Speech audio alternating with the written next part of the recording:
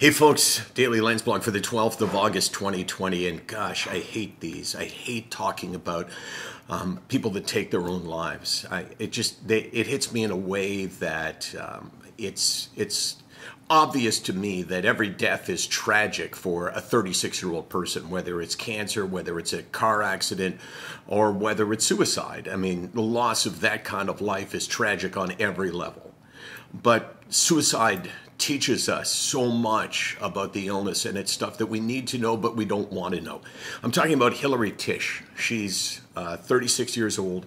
Her dad is Steve Tisch, who was or is a billionaire, one of the co-owners of the New York Giants. A lot of people would say that he was and is until he lost his daughter, living a life that many of us would dearly love to live. But when they put out a news release saying that she had taken her own life, they mentioned the fact that Hilary had suffered from depression for most of her life, had battled depression for most of her life. And that just made me even, I think, more sad than her loss of life, because you know, when someone is healthy and they get in a car accident and they die, at least you can say, you know, perhaps they had, you know, a really good life before that. Even though 36 is way too young, it's possible that you could have had, you know, untold, unlimited joy before that. But when you hear that someone has suffered from depression all of their life, that to me is heartbreaking. And it says to me that the family, even though in many ways they have everything, in one way they have nothing. And that is to have watched their daughter suffer with this illness, to have watched her battle this illness, and to have watched her in so much pain that she would rather be dead than fighting anymore.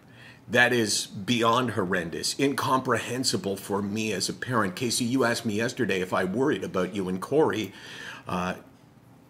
suffering from depression, as I have. And I said, yeah, you know, when I think about it, I do, but I don't think about it a lot because that's the way I'm wired. And that is to, is to try and avoid things that are painful in my head. But this story, God, it just got to me. And I think there's all kinds of lessons that we learn from every tragedy like this. And in this case, I'm going to make the assumption that, well, for sure, she had access to any treatment that existed on the planet Earth.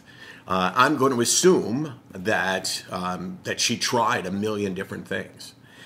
And it's an education, right? It's a wake-up call that, you know, not everybody can be saved. Not everyone necessarily can be treated. And 90% of people who suffer from severe depression, if they search long enough, can find something that will give them a quality of life, allow them to live a quality life. But that means 10% don't ever find it. And God, 36 years old, just so heartbreaking. You okay, Case? Yeah. I just want to make sure. You tell me, right, if you were struggling? Yes. Okay. sicknoweek.com.